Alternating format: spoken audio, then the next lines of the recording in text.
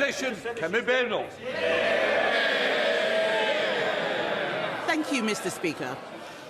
The Prime Minister tried to avoid scrutiny on the Mandelson files by releasing the documents immediately after Prime Minister's questions last week. So let me ask him now.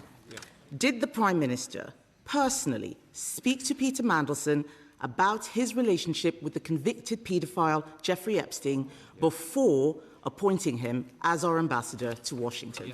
Prime Minister. Mr. Speaker, let me start where I must. This was my mistake in making the appointment, and I've apologised to the victims of Epstein. I do so again. The government is complying with the humble address in full, but we are also continuing to support the police in their investigation.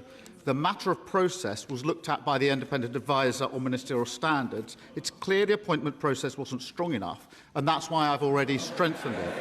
But it was my mistake, Mr. Speaker, and I've apologised for it. She should follow suit and apologise for a gross error of judgment in calling for the UK to join the war in Iran without thinking through the consequences.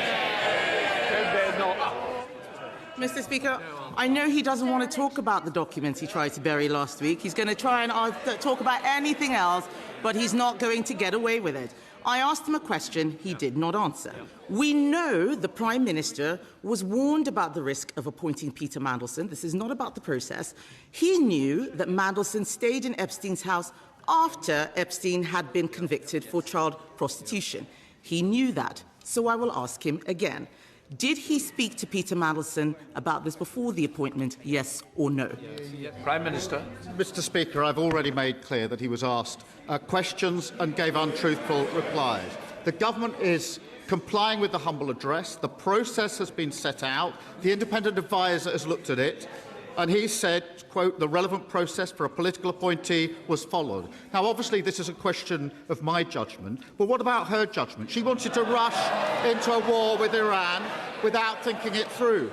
At the weekend, Mr. Speaker, three weeks in, she said, oh, there isn't a clear plan behind the US strikes in Iran. That's the question she should have asked at the start. The decision to commit the UK to a war is the biggest decision a Prime Minister can take, and she got it completely wrong.